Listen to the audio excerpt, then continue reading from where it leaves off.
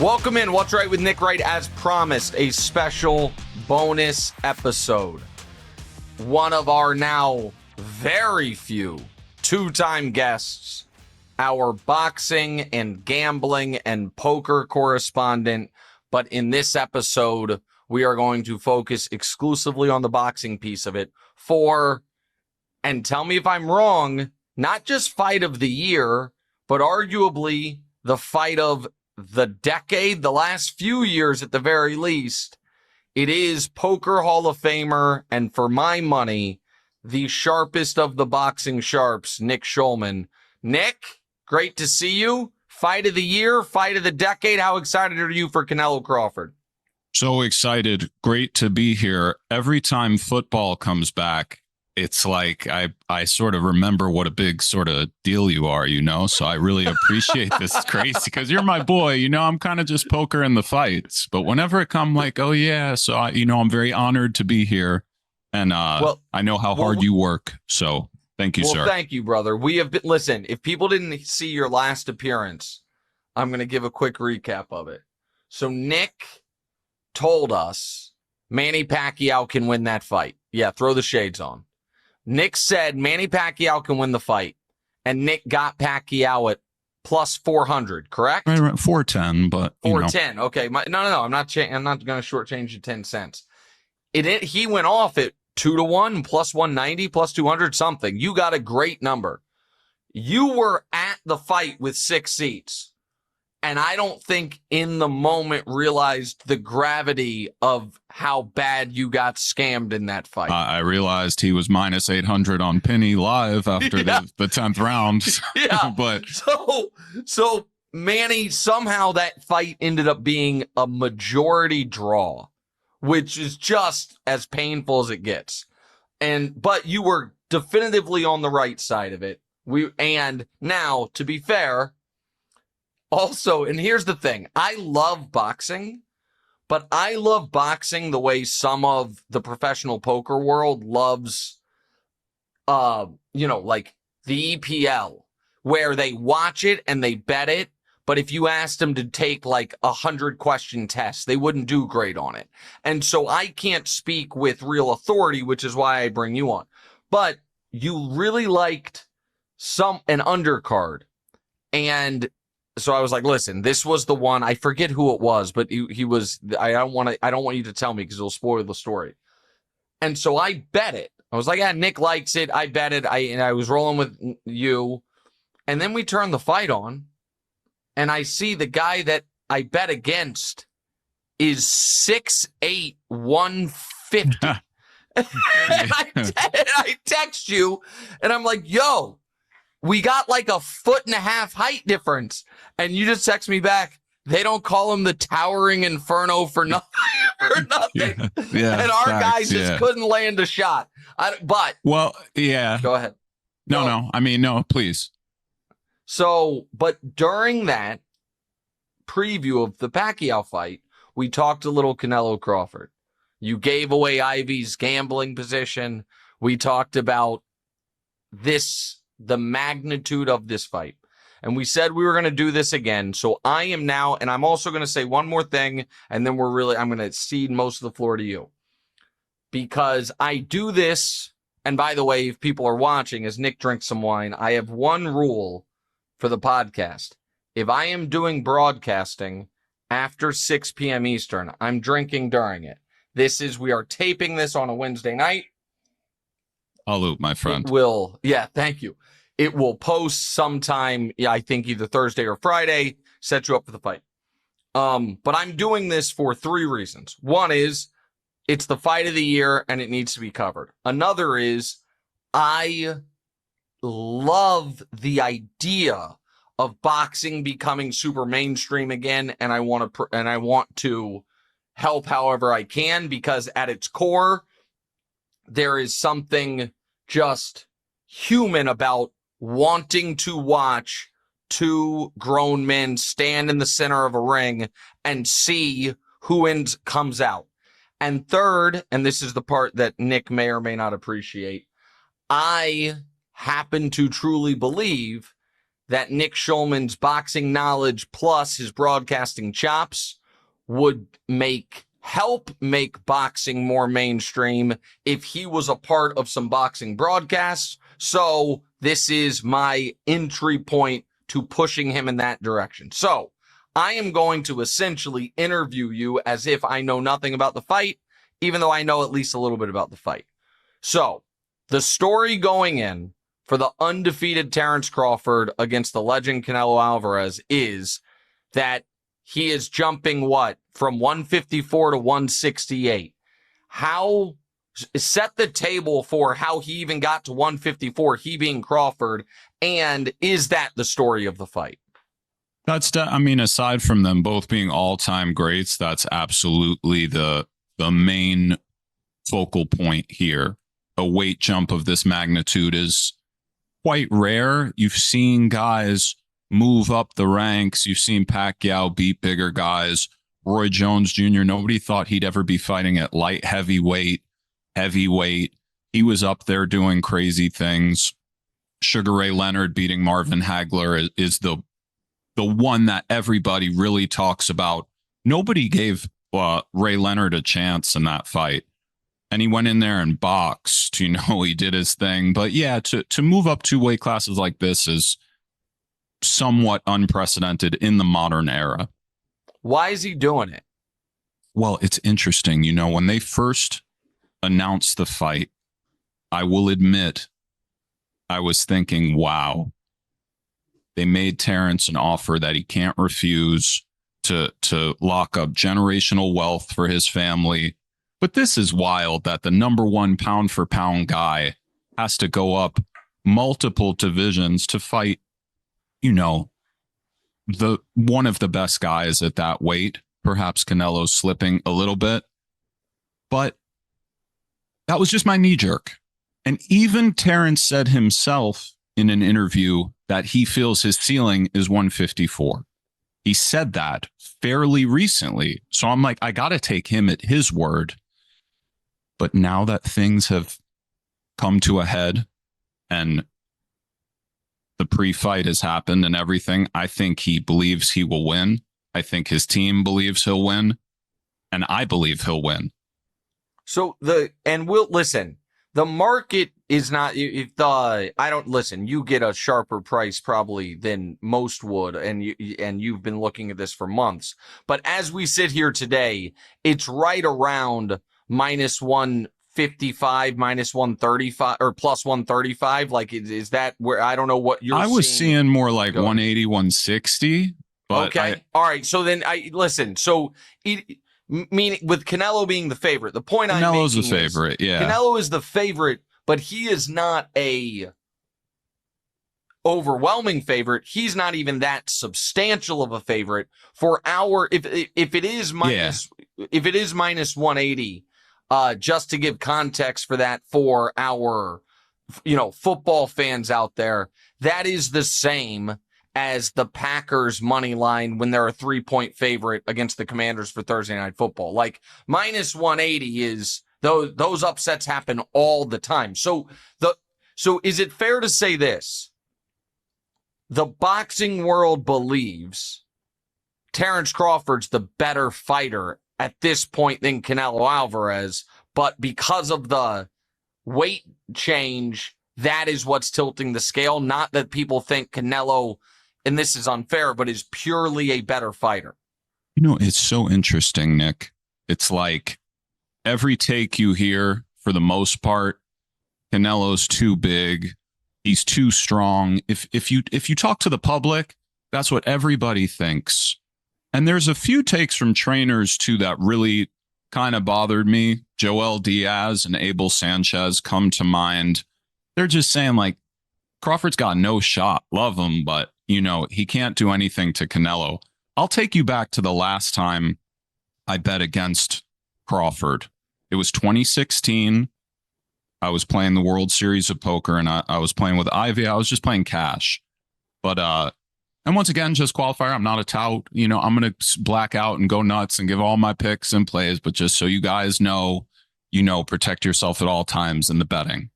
But Ivy said, you like the fights, right, Nick? You want to go tonight? See Bud? I said, absolutely. So he slid me a ticket and he was fighting Victor Postal. And he was something like minus 600. I got somewhere around 6-1 on Postal. Rangy, good jab, smart, Eastern European. I'm always high up on the Eastern Europeans in general because they tend to be quite humble, pragmatic.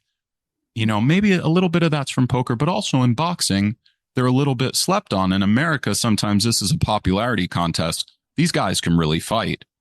I don't want to interrupt the story. Please. Just who's the favorite in this? Going back to 2016, Crawford was a 6-1 favorite. Okay, so Crawford was minus 600. You bet the dog. You bet the dog. European. Got it. Go ahead. So keep going. I pulled up to the arena, and much to my pleasure, I realized I had the best seat in the house, and I was alone for 4 rounds. As Crawford was getting his shit off, switching stances, I knew he was great, but this was like something really special, and the camaraderie with his team and everything. Ivy pulled up middle of the 4th round and spent the entire fight on his phone betting basketball. Just 7.5, not 8, right? Texting.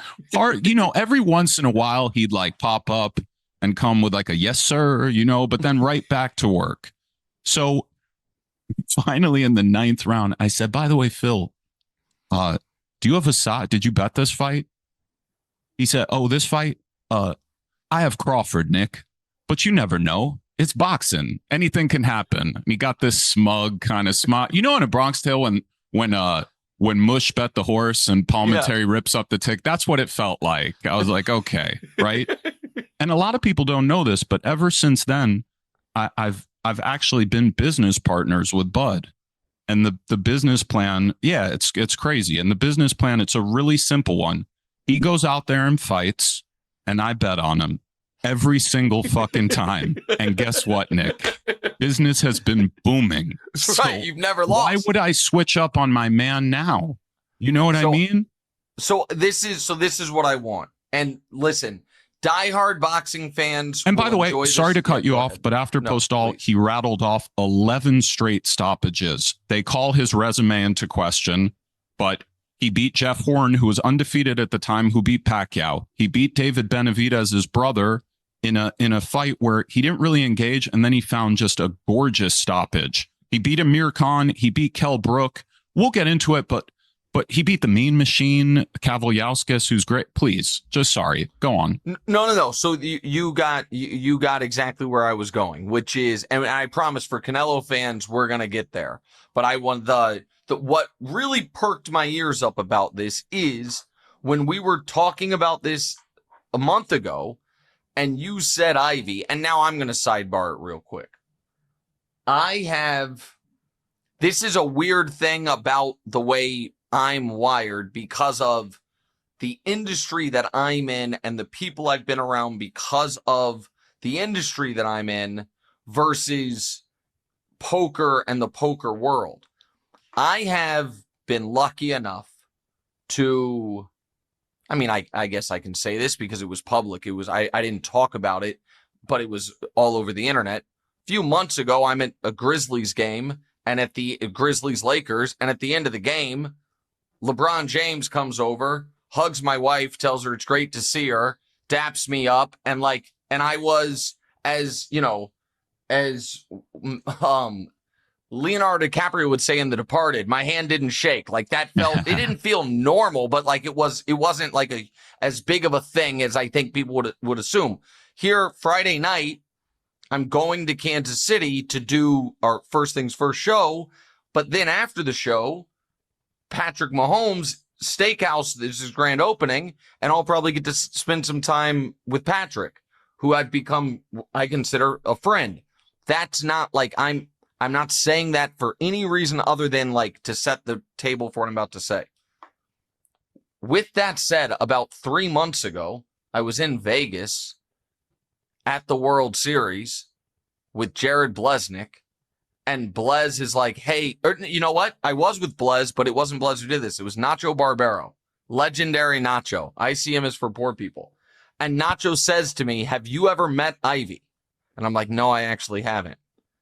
And Nacho says, he's like, oh, you have to meet Ivy. And in that moment, my heart raced like I was a child. Like my nerves of the situation, it was so unlike anything that's happened to me as an adult, because if you don't run in those circles and you're a poker fan or gambling fan, he is LeBron, Mahomes, whatever you want, like this legendary larger-than-life figure, which is why I say all that to say this. When you said that Ivy thinks Bud might be the best ever, pound for pound, the best ever, I was like, holy shit. That's not going to be a comment that's thrown around loosely. So my question is, I know he's won all these fights. What has happened over the last decade is there a moment? Is there a sequence of moments? What is the evidence or the reasoning someone would believe that? Reminder about our friends, our new presenting sponsor, Hard Rock Bet. Everybody knows and loves the Hard Rock hotels and casinos, and now you can use the top-rated Hard Rock Bet sportsbook to place your bets all NFL season and beyond. Hard Rock Bet is the only legal sportsbook in the state of Florida, the only one in Florida, and it's also available in Arizona, Ohio, New Jersey, Indiana, Tennessee, Virginia, Illinois, and Colorado, with more states launching all the time. You can also play on Hard Rock Bet's online casino if you are in New Jersey. Throughout the football season, we'll be using Hard Rock Bet lines to make our predictions for the biggest games. As we gear up for the NFL season, sign up for Hard Rock Bet. Make a $5 bet and you'll get $150 in bonus bets if you win. Head over to Hard Rock Bet and sign up to make your first deposit today. That's a great question. And, that was indeed a profound sentiment from Ivy. My favorite Bud moments, in no particular order. Number one, the Kell Brook stoppage. Now, you can say what you want about where Brook was at in his career, and I've ran this back hundreds of times, and I'm not saying that to sound deep. He landed the shortest little right hand. They're both on the inside, kind of like right on top of each other, and they punch at the same time. As the legendary Conor McGregor once said, timing beats speed and precision beats power, but it shocked Brook to where he kind of didn't know where he was. And if you go watch it, for people that haven't seen it, it's the knockdown before the stoppage, for the official stoppage. That's one. Another one was Jose Benavidez Jr. comes to town, comes to Omaha, Nebraska, where Bud is from, starts going to the barbershop, starts talking crazy, right? But then he gets out there and fights, really not to win. Big respect to Jose and the whole family, but he's kind of on the back foot. It's hard to look great against these guys who don't really engage. He's just kind of jabbing, moving, shaking his head, nope. And somehow, some way, Bud found him in the 12th round and put him out with a crazy uppercut sequence. Wild stuff. And again, do I think Canelo would have beaten Kell Brook and Jose Benavidez Jr.? Yes, I do. So, we're not overlooking the task at hand. Another one was the Sean Porter stoppage. And there's a clip that any boxing fan knows, but it's going into the 11th round. I believe maybe the 10th, I believe the 11th. Bud's corner says, we think he might be up on the cards. He wasn't, by the way. Porter, that is. Yep. And Bud looked really surprised, and he said, he's up?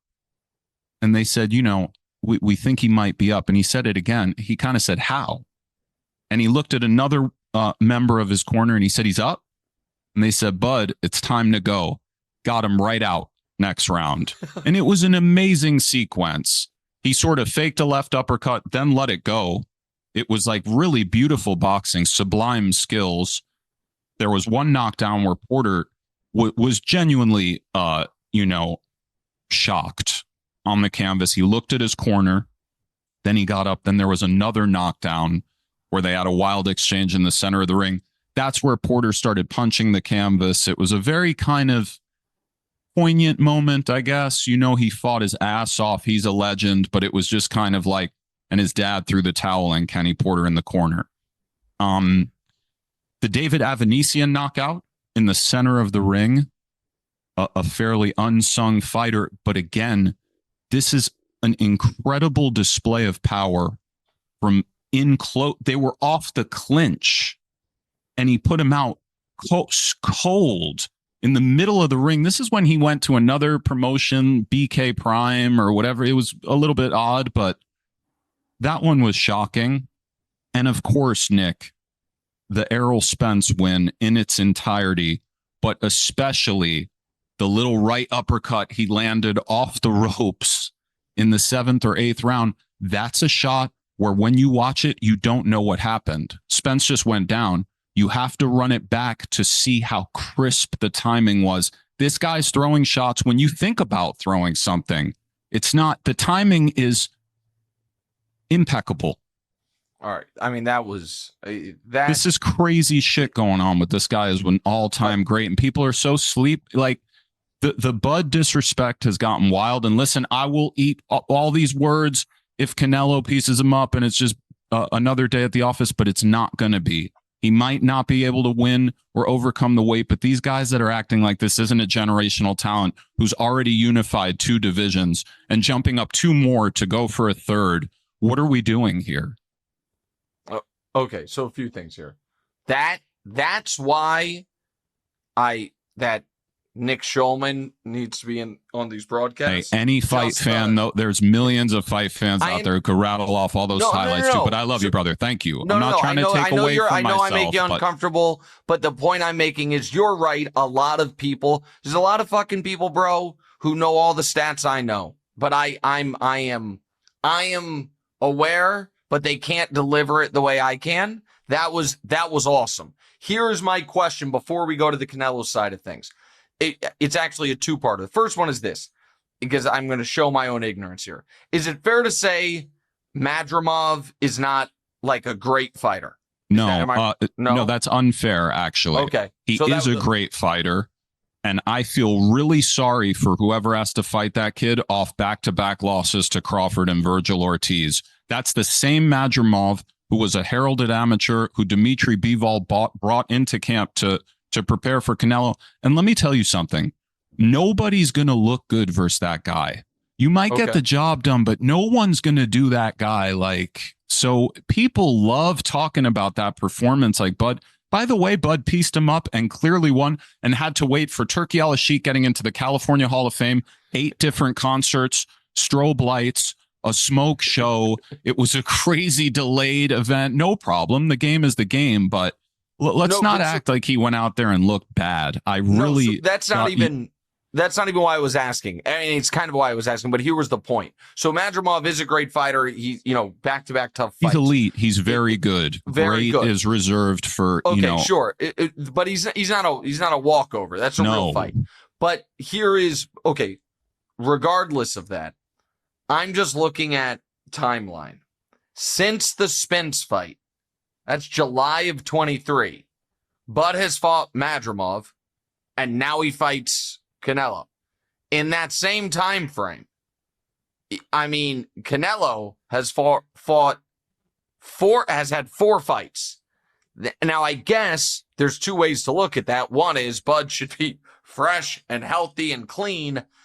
But how much is it the fact that Canelo is just in the mix so much more, including fighting one of the Charlo brothers, and fighting all of these unanimous decisions? It's going the distance. Like, how much does that play into what we could see Saturday night? It's a great point. It's very pertinent. Inactivity is an issue, but for a guy like this who not only lives in the gym, everybody that's been around this guy attests to that. That's his happy place. That's where he relaxes, in the gym. So this is a year-round guy, much like a Mayweather, who, unretired, and we saw what he did to Juan Manuel Marquez, where people were thinking, we don't know. I think it was a 15-month layoff, and, his boxing skills were just on full display. And also another thing about Bud, this guy's team is, to me, really special. Starting with Bomac, Brian McIntyre. He just seems so humble and so don't make it about me. And he said something that I thought was really beautiful. Terence actually said this in an interview, that when, he strolled into the gym as a kid and has never switched up, same team. But as he was rising through the ranks, he went somewhere. I don't remember where, but there were other trainers there. I don't know if it was Olympic trials or a Golden Glove. I don't know what it was. But he said, Bomac said to him, listen, any exercises you pick up over there, any tactics, any new wrinkles to your game, bring them back to the gym. Teach them to me, because I'm still learning on the job. And he says it to this day. They're always trying to add little things to their game. Esau Dieguez, another guy in his corner, wonderful story. Came from Guatemala, tried to make a better life for himself, tried to make it as a pro, struggled to get fights, had a little losing streak. He was in Cali, went to Omaha, met Brian McIntyre, Bomac. They struggled. It was, the grind was real. And then in walked 14-year-old Bud Crawford. And there's another guy in his team, Red Spikes. And again, you can see interviews with all these guys. There's no ego there. These are students of the game. So inactivity is an issue for me, more for the guys who they're in camp, they fight, and then they're partying, or then they're on vacation. A lot of boxers, because it's a vicious sport and life happens, we're human beings end of the day. But this guy has wanted to be a world champion since he was a kid, and he's been unwavering in this pursuit. That's real, that's real life, and he's coming. So I don't think it matters that much here, but it is an issue. All right, let's talk Canelo before we get to how the fight. I mean, it's obvious, what side you're going, but how the fight, you see it playing out specifically. Because Canelo's a legend in his own right, and Canelo is the guy who is going to be, I think it's fair to say, more comfortable, not because Bud's not used to spotlight, but because Canelo's not the one having to change weight classes. I'm going to go, as I was saying before, diehard boxing fans are going to love this either way. So for the casual fans, how did Canelo Alvarez become Canelo Alvarez? Like, why is he a legend? So Canelo, hi, sweetheart. Hi, baby. She can definitely stop by. Both of my daughters have co-hosted the show. She wants to. Goodness. You want to come say hi for 1 second, baby? Yeah, she absolutely. I don't like to put her on anything. Okay. Oh, well, then don't. Baby, I'm on TV right now. No. You know what I mean? Yeah. I love you so much, mama. All right. Canelo's been a superstar for a long time. Just has it. But he turned pro at 15, which is insane. Obviously, he has the looks, he has the charm, and he's an unbelievable fighter who's fought everybody. His style is so cool. He's become a pressure sort of power puncher, but he used to be a slick boxer, kind of incorporating all the elements. But this guy's put on major fights now for 15 years. And he's a global superstar. He's an icon. We could run through all his moments. No. We don't, we don't have to do that. But is it legitimate to worry that he's obvious? Well, again, tell me if I'm saying, if anything please. I say is unfair. It's fair to say, I think clearly, he's not in his prime at this point. Is it fair, and if you disagree, tell me, is it fair to say the question is how far down from his prime he is? And if you had to answer that question, like, where would you put him? It's a little bit tricky for me. I think about when he fought John Ryder, I think in Mexico City. And that was the first time I ever watched. And I said, man, you know, he looks a little bit stuck in the mud. He looks just a little bit slower. But he keeps beating guys outside of Bivol. And one thing I'll say, I do think sometimes he will do just enough now. When he fought Charlo wasn't really engaging. If we're racking up the rounds, getting out of there unscathed and home to our families, you know, I'm talking like I'm in there, but you can't really fault him for that. When he fought Edgar Berlanga, he had a really sweet knockdown, caught him with the left hook. It was like this shot came out of nowhere fast. But then he just he gassed a little. He did his thing. You know what I mean? 118, 110, and still. When he fought, what's the guy's name? How long ago? Munguia. Jaime Munguia. Oh, Jaime, yeah.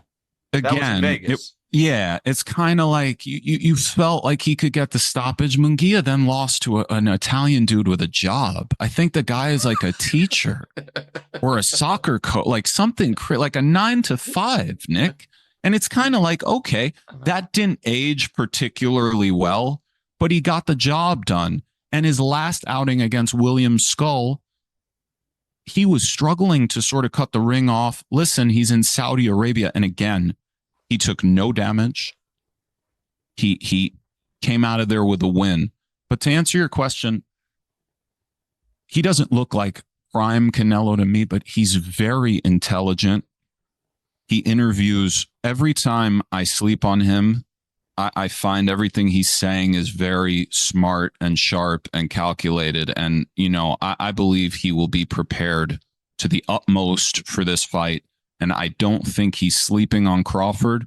But yeah, I wonder after 65 professional fights, 67, you know, you never know. I mean, Father Time is undefeated. Well, what's weird is Crawford's older. Crawford's like older but younger in a way. Exactly right. That's what I was going to say. Crawford is older biologically, but seems to be the younger as a fighter. And kind of. I think that's, and again, maybe that's too simplistic. That's my view of it. Are they splitting 200 million? I would have to think Saul is getting a little bit more, you know. Oh no, I don't mean even split. But I'm saying like the purse. The internet doesn't have this exactly right. Yeah. I figured you might is it realistic that Canelo could be getting 100 million and Bud could be getting 50 million, respectively, minimum for this fight? I don't know, because we're in unprecedented times where this guy, Turki Al-Sheikh, has come in with, you know, big paper from Saudi Arabia, and he genuinely loves the sport. And you know what? I was hating on him a little bit in the beginning, and there's some things that I still found a little bit unsettling, but end of the day, he is putting on immaculate fights and shows, and there does seem to be some integrity there as far as let's give the people what they want to see, and you know, hopefully the judging and so on and so forth is as legit as we can hope for. Now we have Dana White in there promoting his first fight. He's in there. Is it fair to say crazy money? I don't love that. I don't really love it either. And I heard something today that they're not allowing these guys from the sanctioning bodies, you know, the WBA, WBO, IBC. You always get chills when they start rattling off the 80 belts, like he's the former unified WBA, but now I'm hearing White is not allowing Mauricio Suleiman into the ring. Mauricio is a Mexican running one of the sanctioning, but I don't know. It's all getting messy and strange. And I kind of like the hood element of boxing, but something that, when I say hood, I just mean, you know, the streets are involved in this sport, but I want it to be fair. But Paulie Malignaggi brought up a great point that having multiple world titles gives more contenders a shot. You know, if you only have one belt, it's very, very hard to ever contend for it. But when you have multiple, then figure it out for a unified, undisputed champion, it kind of has some flavor, the 4-belt era. You know, I don't hate it. But anyway, it's complicated, Nick. I don't know what they're making, but it's a lot. A lot. It's a lot. And it is, again, I'm throwing stuff at you we didn't talk about, but if I were to say in the last decade-ish, the biggest fights that you can count on one hand are what? I think it's pretty definitive. This is one of them, but it's like this is in line with, you know, give me a couple other fights as far as the anticipation, not necessarily purse, but all of it that goes into it. This is equivalent or bigger or similar to, give me a couple. This is a message that applies to 99% of you listening right now, because that's how many of you can be covered by fast and reliable service on the Boost mobile network with 99% nationwide coverage. And if you don't think you deserve a deal, listen up. You got another thing coming right now. When you switch to Boost Mobile, you can get iPhone 15 with Dynamic Island and a 48-megapixel main camera for $99.99. That's $99.99 for iPhone 15 on a nationwide 5G network. This may only apply to 99% of you, but I'm 100% positive Boost Mobile just gave all of us a really freaking great deal. In-store offer, $35 device setup fee may apply. Requires credit, qualification, ID verification, and activation on $60 plan. Taxes extra. 5G speeds not available in all areas.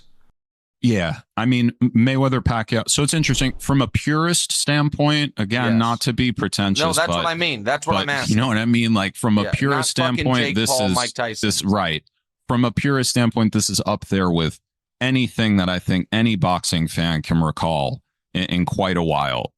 So that's what I was asking. So like when we but even purse wise, they're saying there's Mayweather Pacquiao, Mayweather McGregor, and then this as far as gate and everything. I've heard that. You know, you never know what's real and what's not.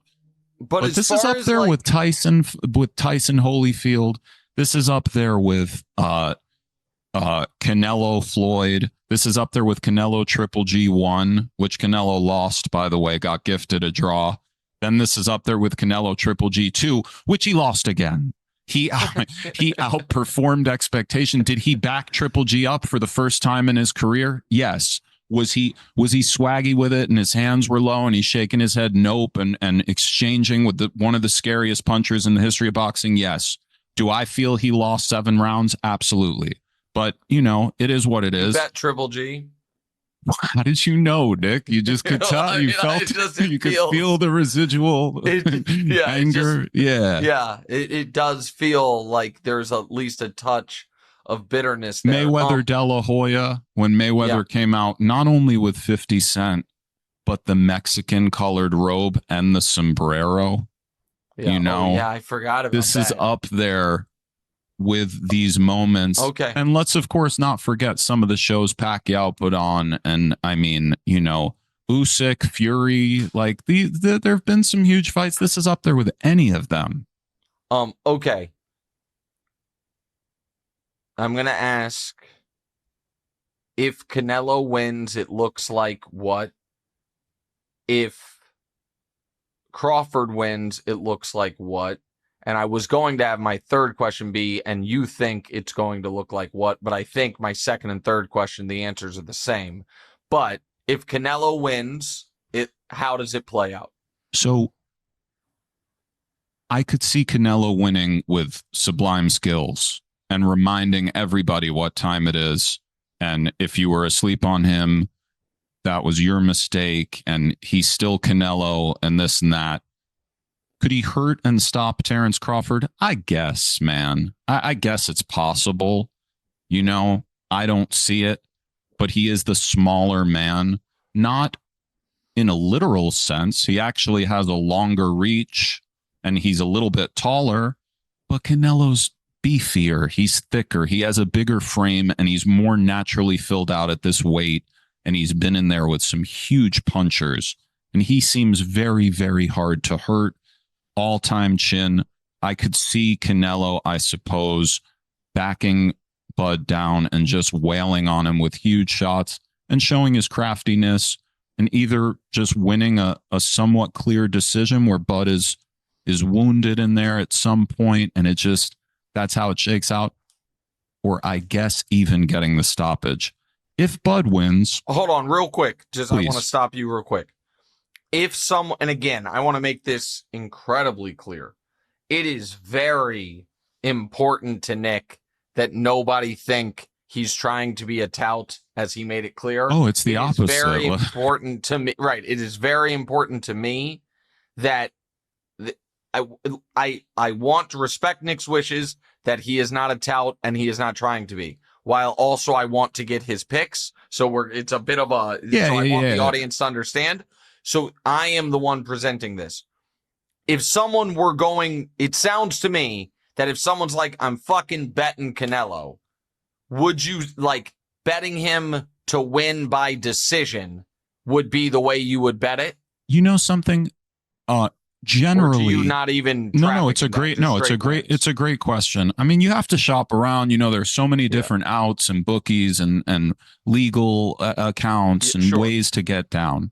So number one, I would say look for the best price. If you think Canelo is going to win by decision, try to shop around. Maybe you get I don't know what that is. That feels like it's probably like, that might even be a small dog because the knockout is on the table as well, or maybe it's pick'em-ish, but I'm looking it up. So our lines, I agree with Nick. Our lines are provided by our friends at Hard Rock Bet.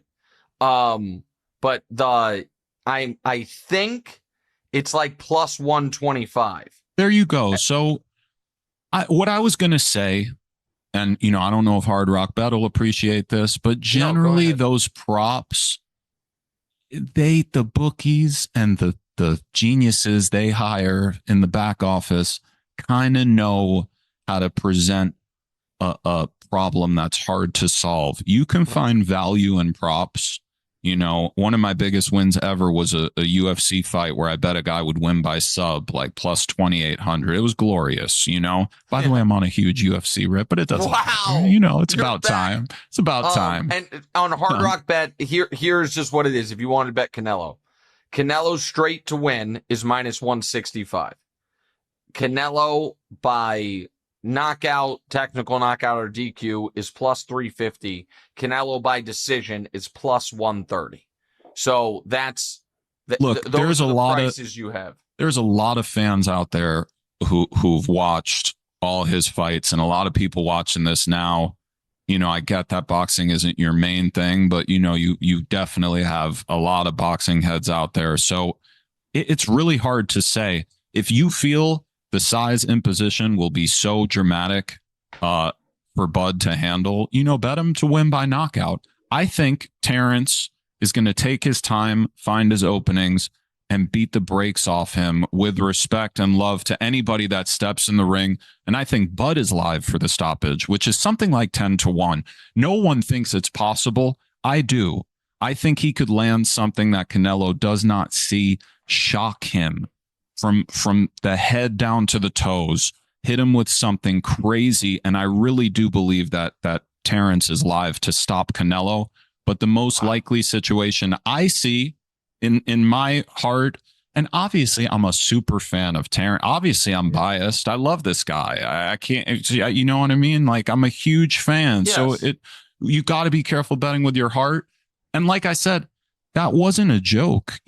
Combat sports is different than team sports. Sure, maybe you bet the Chiefs every game because you love the Chiefs. No, I actually don't. I just will never bet against them.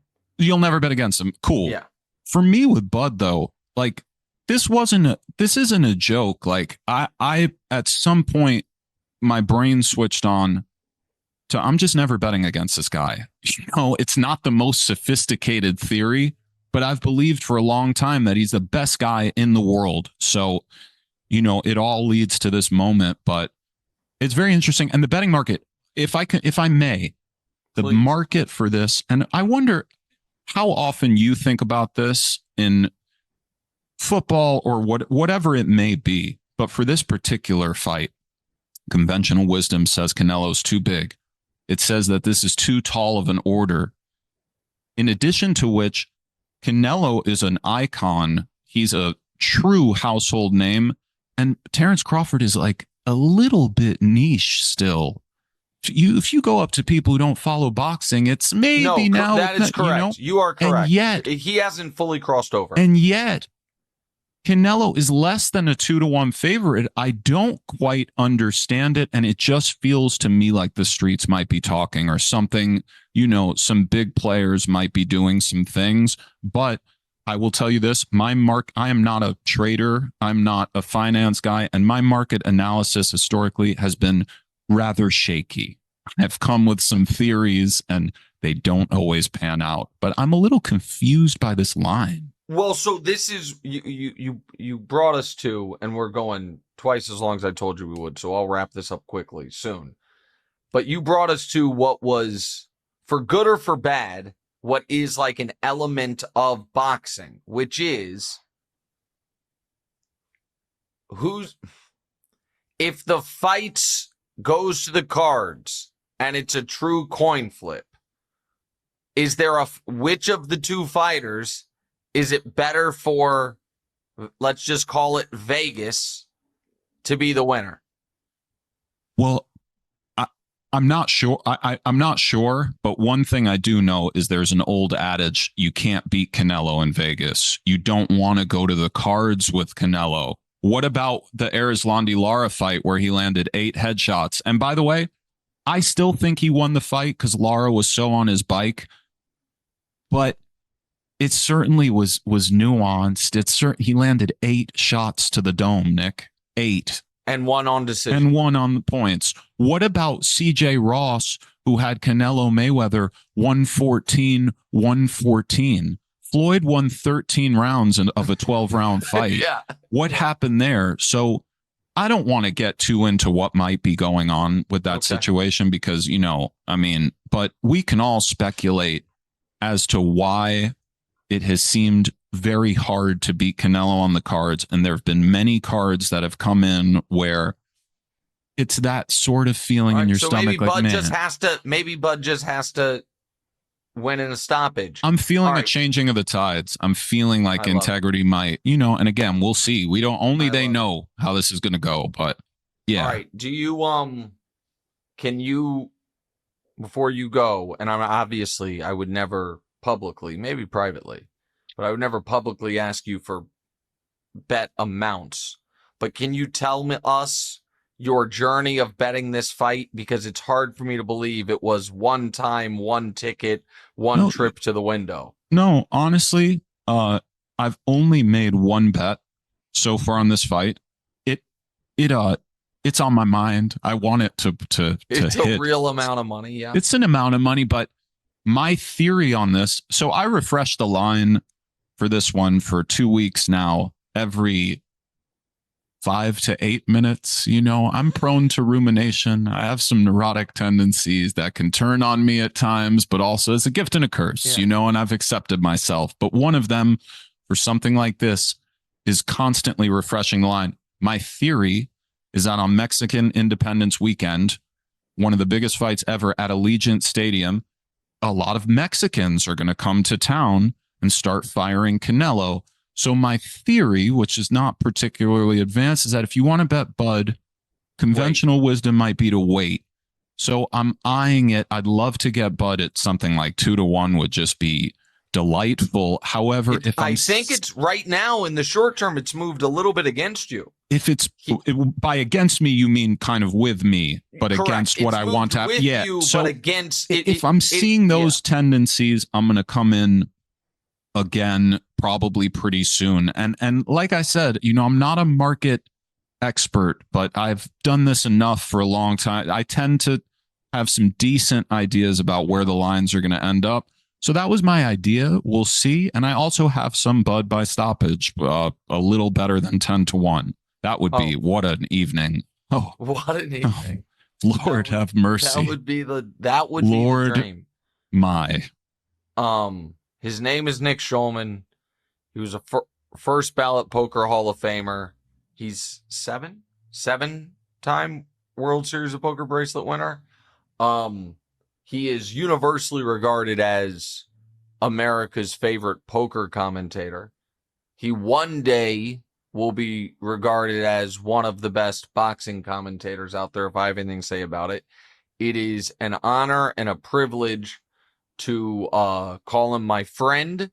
And when it's not football season, I get to spend a lot of time with him in Vegas. When it is football season, we text about other people's losing football bets and our own gambling weekends. Nick, I appreciate you. You have made me, if I wasn't already, heavily invested in Terence Bud Crawford winning. He's a Midwestern kid like me. Is there anything I would imagine? I don't know. Is there anything you want to promote? You want to tell the audience about? Anyone you want to shout out before we go? Any other final thoughts about the fight? Anything? No final thoughts. Naoya Inoue fights this weekend too. Put eyes on him. He's arguably the best fighter in the world. And, it's a true honor to be on your platform. I really appreciate it. And I just want to say, when we were kicking it in Vegas and you were getting all sorts of love left and right, it's touching how real you keep it and how, nice you are to every single person that comes up to you, daps you up. You're the same way off the air. And that touched me. That's what it's all about, man. Well, so thanks, man. Thank you so much for having me on. That tried to... The one guy who said LeBron, who did that stuff, which I get it. Was like wanted to fight me. No, that was a lot. Then I think it's fair to say, a half-drunk Scott Seaver almost tackled him. Scotty, you don't want Scotty, but aside from that gentleman, and he just sort of dropped it almost like, like I'll see you outside. Yeah, it was just kind of like else. It was like, all right, but yeah. All right. Much love, man. Have a great trip. Thank you so much. Appreciate you. Absolutely. Give my best to the family and appreciate you coming on. And we'll be back on What's Right on Monday or Tuesday, pending what happens in football this weekend. See you guys later. What's Right? Later, bro.